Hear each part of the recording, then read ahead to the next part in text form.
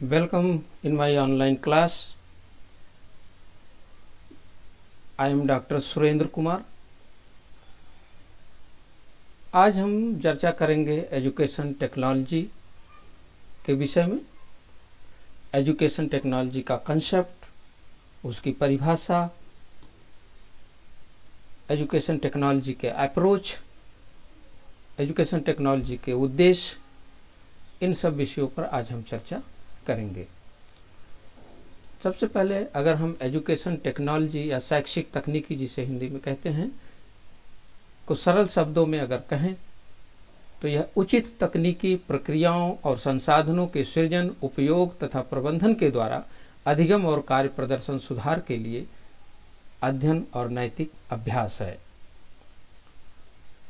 यह मानवीय क्षमताओं के विकास के लिए प्रयुक्त प्रणालियां हैं, यानी ये मानवीय क्षमताओं में विकास के लिए अनेक तकनीकियों का, अनेक प्रणालियों का उपयोग किया जाता है। इसमें अनेक उपकरणों का प्रयोग किया जाता है, जिनमें software, hardware, internet, overhead projector, laptop, computer और आजकल स्मार्टफोन का बहुतायत से प्रयोग किया जा रहा है। शैक्षिक तकनीकी की विशेषताओं को अगर देखें तो गालब्रेथ ने दो मुख्य विशेषताएं बताई है, जिनमें से एक है प्रायोगिक कार्यों में वैज्ञानिक ज्ञान का क्रमबद्ध प्रयोग, यानी systematic application of scientific knowledge to the practical task. हम वैज्ञानिक ज्ञान को किस तरह से प्रायोगिक कार्यों में प्रयोग करते हैं। प्रायोगिक कार्यों का भागों एवं उपभागों में विभाजन, the division of the practical task into section and subsection. किस तरह से हम प्रायोगिक कार्यों को उनके सेक्शंस और सबसेक्शंस में डिवाइड करते हैं, ये इसका एक ऑब्जेक्टिव है।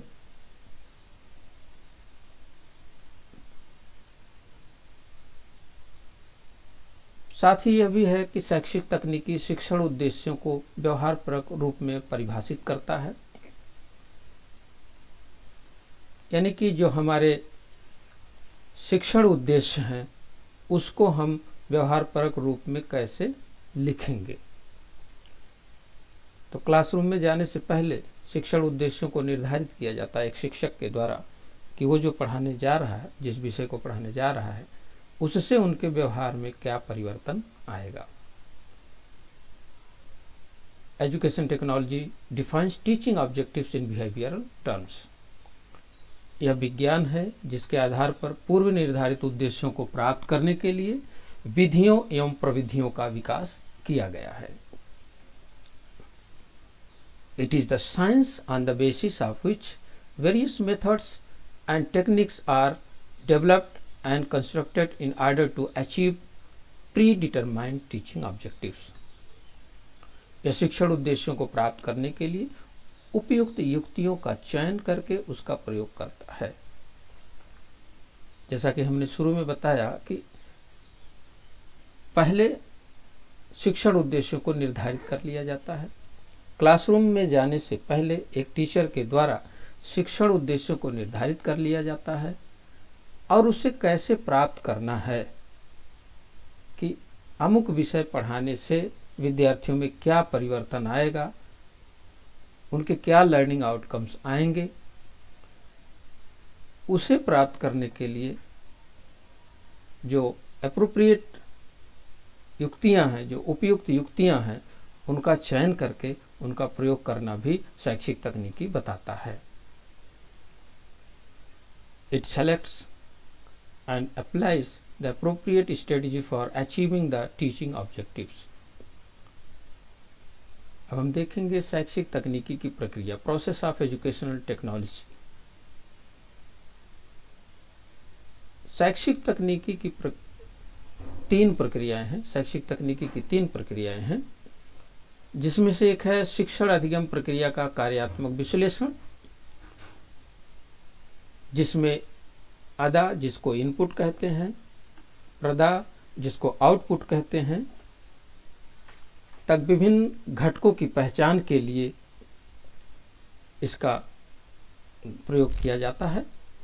दोस्तों, आधा है या इनपुट जिसे हम कहते हैं, वे सभी व्यवहार या क्षमताएं जो किसी शैक्षिक व्यवस्था में शिक्षण कार्य शुरू करते समय शिक्षक एवं छात्रों के माध्यम से मिलती है, उसे अदा कहते हैं। यानी टीचर और स्टूडेंट के द्वारा जो इफर्ट किए जाते हैं, क्लासरूम में जो कार्य किए जाते हैं, वह इनपुट के नाम से जाना जाता है। आउटपुट यानी प्रदा उस व्यवहार को कहा जाता है जिसे प्राप्त करने के लिए प्रणाली को निर्मित किया जाता है। यानी स्पष्ट हो गया, आउटपुट यानी निष्कर्ष,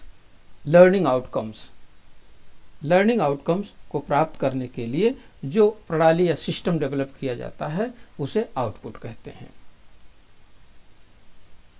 आदा एवं प्रदा के रूप में शिक्षण अधिगम प्रक्रिया में प्रयुक्त घटकों की पहचान एवं विश्लेषण करना, जो टीचर स्टूडेंट्स के द्वारा जो प्रयास किए जाते हैं और जो बाद में लर्निंग आउटकम्स निकल के आता है, इनके लिए शिक्षण अधिगम प्रक्रिया में जो प्रयुक्त किए जाते हैं घटक, उनकी पहचान करके उनका विश्लेषण करना भी बताता है। शोध निष्कर्ष के रूप में अधिगम अनुभवों को प्रस्तुत करना, यानी जो अनुभव किए जाएंगे टीचर्स के द्वारा, स्टूडेंट्स के द्वारा, उसको अधिगम अनुभवों में सम्मिलित करना या प्रस्तुत करना।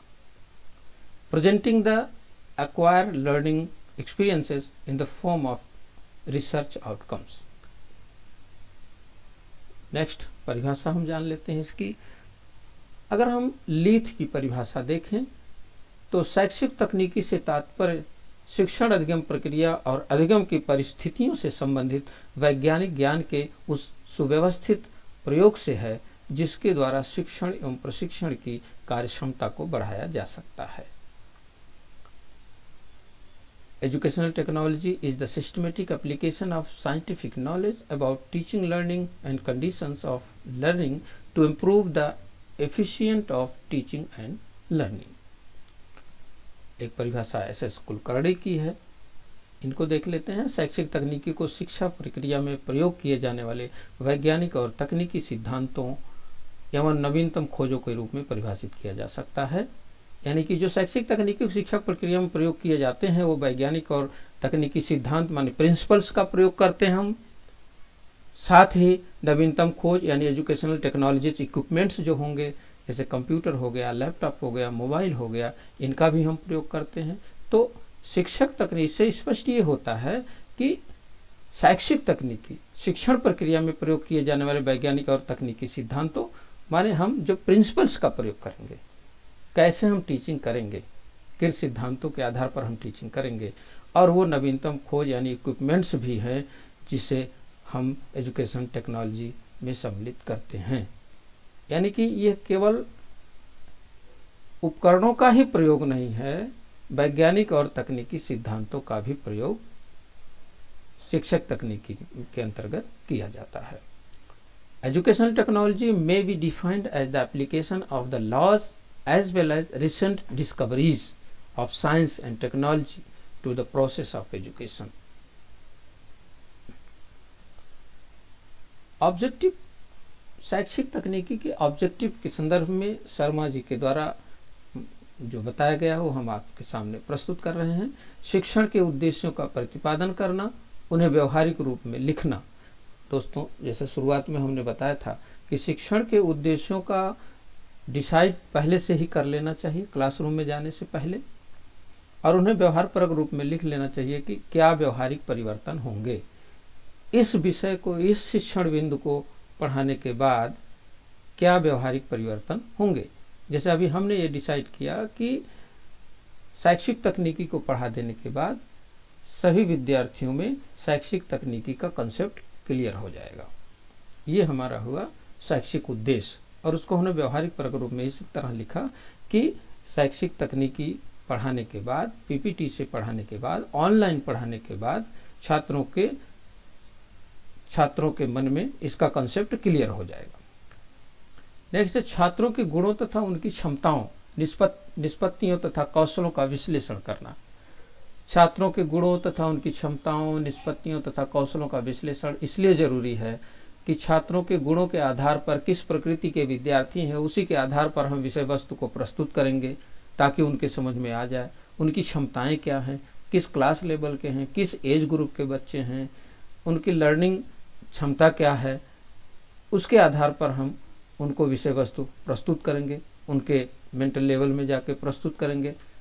निष्पत्ति माने उनकी जांच लेंगे कि किस लेवल में है वो, कितना उनको ज्ञान है, जिस विषय को हम पढ़ाने जा रहे हैं उसके संदर्भ में उनको कितना ज्ञान है।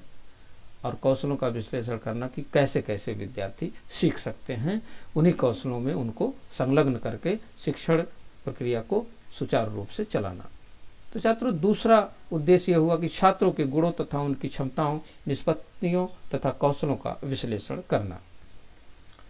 तीसरा है पाठ्यवस्तु की क्रमबद्ध व्यवस्था करना, सिस्टमेटिक। जैसे आपने कहा कि उसके सिद्धांतों का प्रयोग किया जाता है, वैज्ञानिक सिद्धांतों का प्रयोग किया जाता है शिक्षण में।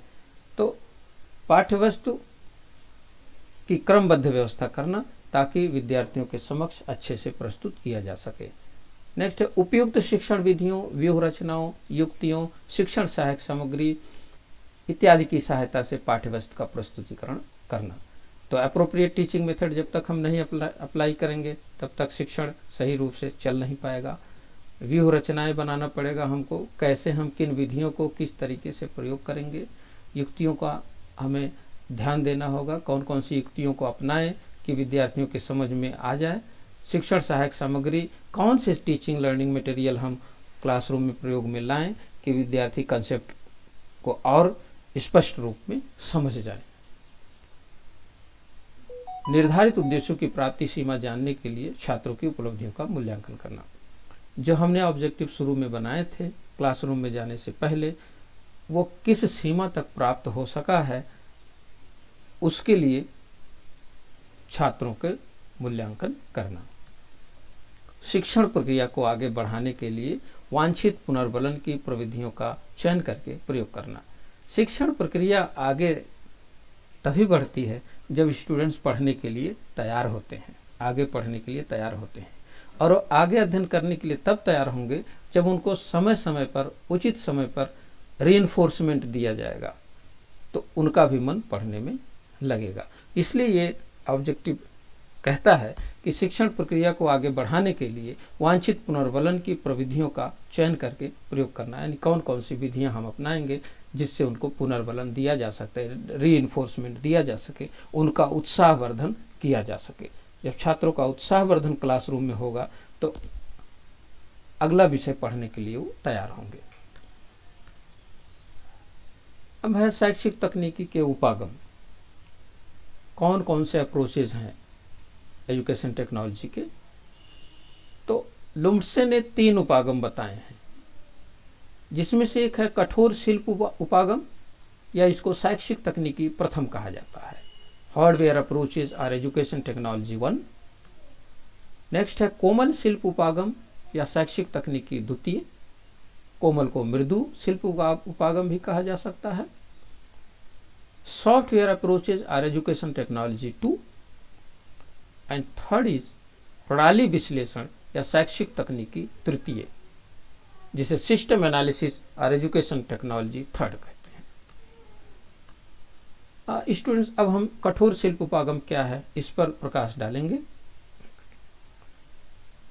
तो सबसे पहले लुम्सडेन ने इस उपागम का वर्णन किया है, इस उपागम को बताया है। इस उपागम को श्रव्य दृश्य सामग्री भी कहा जाता है। इसके अंतर्गत कई सहायक सामग्रियां आती हैं, जिसमें चाक बोर्ड है, रेडियो है, ओएसपी ओवरहेड प्रोजेक्टर है, स्लाइड प्रोजेक्टर, वीसीआर है, TV television, computer, calculator, computer printing machine, audio video recorder, इन सबको रखा जाता है इस हार्डवेयर अप्रोच के अंतर्गत। या ये कह सकते हैं कि ये हार्डवेयर इक्विपमेंट्स हैं। यह उपागम 3 बातों पर विशेष रूप से बल देता है, जिसमें से ज्ञान का संचय करना, ज्ञान का प्रसारण करना और ज्ञान का विस्तार करना। तो ज्ञान का संचय अगर हम इस रूप में देखें कि सबसे पहले तो प्रिंटिंग की व्यवस्था नहीं थी। प्राचीन काल की अगर अध्ययन व्यवस्था को हम देखें तो प्रिंटिंग की व्यवस्था नहीं थी। तो सबसे पहले प्रिंटिंग मशीन का आविष्कार हुआ और उस समय के जो ज्ञान थे उसको प्रिंटिंग मशीन के द्वारा प्रिंट करके बुक फॉर्म में लाइब्रेरी में रखा गया, जिसे आप ज्ञान का संचय कह सकते हैं, जिसके माध्यम से अगली पीढ़ी को ज्ञान मिलता है। ज्ञान का प्रसारण करना, तो ज्ञान के प्रसारण के लिए अनेक मशीनों का सपोर्ट लिया जाता है, जिसमें माइक हो गया, रेडियो हो गया, टेलीविजन हो गया। ये सब उपकरण हैं जिनके माध्यम से ज्ञान का प्रसारण किया जाता है। नेक्स्ट है एडवांसमेंट ऑफ नॉलेज, ज्ञान का विस्तार। ज्ञान का विस्तार इस रूप में भी देख सकते हैं कि जो हमारा ज्ञान जो एजुकेशन टेक्नोलॉजी के द्वारा विस्तारित किया जाता है, या यूँ कह लें कि अब फॉर्मल एजुकेशन सिस्टम के साथ साथ डिस्टेंस मोड के विद्यार्थी भी इससे लाभ लेते हैं। जैसे हम दूर बैठे आपको पढ़ा रहे हैं, ऑनलाइन टीचिंग के माध्यम से पढ़ा रहे हैं, तो इसे आप कह सकते हैं कि ये ज्ञान का विस्तार है, एडवांसमेंट ऑफ नॉलेज है। दूसरा है कोमल शिल्प उपागम। कोमल शिल्प उपागम को अनेक नामों से जाना जाता है, जिसमें है अनुदेशन तकनीकी, इंस्ट्रक्शनल टेक्नोलॉजी, शिक्षण तकनीकी, टीचिंग टेक्नोलॉजी, व्यवहार तकनीकी, बिहेवियरल टेक्नोलॉजी। इसमें केवल मशीनों का ही प्रयोग नहीं किया जाता है, इसमें शिक्षण एवं अधिगम के मनोवैज्ञानिक सिद्धांतों का विशेष रूप से प्रयोग किया जाता है, विशेष रूप से ध्यान दिया जाता है। शिक्षण एवं अधिगम के मनोवैज्ञानिक सिद्धांतों का, मशीनों का प्रयोग किया जाता है, कंसेप्ट को क्लियर करने के लिए किया जाता है, लेकिन जरूरी नहीं है कोमल शिल्प उपागम में मशीनों को स्थान दिया जाए। अगर विषय वस्तु को क्लियर करना है तो हम मशीनों का उपयोग इसके अंतर्गत कर सकते हैं। इसमें शिक्षा के मुख्य रूप से 3 सिद्धांतों पर बल दिया जाता है, जिसमें है इनपुट, एक है इनपुट, दूसरा है प्रोसेस और तीसरा है आउटपुट। तो इनपुट अभी चर्चा की जा चुकी है, जिसमें इनपुट जो स्टूडेंट्स और टीचर्स के द्वारा कंबाइंड रूप से किया गया इफर्ट आ सकता है। प्रोसेस यानी उस इफर्ट को जो प्रोसेसिंग होता है, टीचर पढ़ाता है, स्टूडेंट पढ़ता है, टीचर टेस्ट लेता है, स्टूडेंट टेस्ट देता है, और उनमें कम्युनिकेशन होता है, आपस में वार्तालाप होता है। ये जो प्रोसेस चलता है, क्लासरूम प्रोसेस जो चलता है, उसे हम प्रोसेसेस की संज्ञा देते हैं।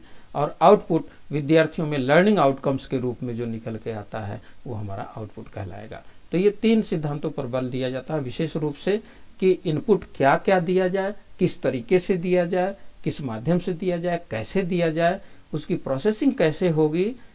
जैसे पहले से जो ऑब्जेक्टिव डिसाइड किए गए हैं, उस ऑब्जेक्टिव को प्राप्त करने के लिए क्या क्या प्रोसेसेस करनी हो सकती हैं, और आउटपुट विद्यार्थियों में लर्निंग आउटकम्स कितना निकल के आए, उनके व्यवहार में कितना चेंजेज आए हैं, पर्टिकुलर उस टॉपिक के संदर्भ में, उस सब्जेक्ट के संदर्भ में जो शिक्षक के द्वारा पढ़ाया जाता है, वो उसके संदर्भ में उसका व्यवहार परक परिवर्तन क्या है, उसके व्यवहार में क्या परिवर्तन आया है, कितना वो सीख गया है या और कितना रह गया है।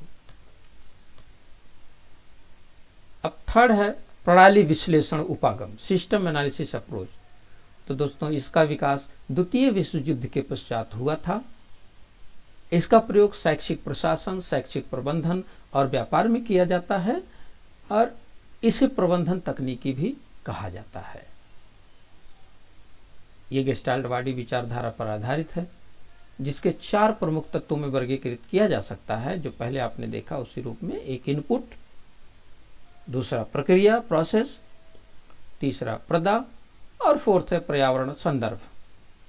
तो आपको हमने तीनों बता दिया, इनपुट बता दिया, प्रोसेस बता दिया, आउटपुट बता दिया। अब फोर्थ है पर्यावरण संदर्भ। पर्यावरण संदर्भ उन तत्वों को कहा जाता है जिनसे यह प्रणाली प्रभावित होती है, यानी जो प्रोसेस होंगे जिनसे यह प्रणाली प्रभावित होगी, उसे कहा जाएगा पर्यावरण संदर्भ। शैक्षिक तकनीकी 3 के प्रयोग से शैक्षिक समस्याओं को सुलझाने के लिए प्रणाली विश्लेषण किया जाता है, जिससे कि संपूर्ण शैक्षिक प्रक्रिया को सुधारने का प्रयास किया जाता है।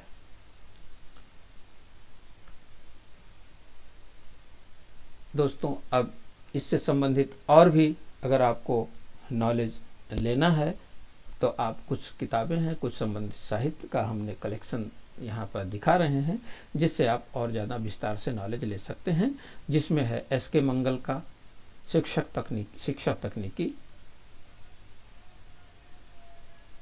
एस.पी. कुलश्रेष्ठ का शैक्षिक तकनीकी के मूल आधार, एस.एस. माथुर का है शैक्षिक तकनीकी, एन.आर. सक्सेना और बी.के. मिश्रा और आर.के. मोहंती का है टीचिंग ऑफ इकोनॉमिक्स। इनसे आप जानकारी ले सकते हैं। वीडियो देखने के लिए बहुत बहुत धन्यवाद।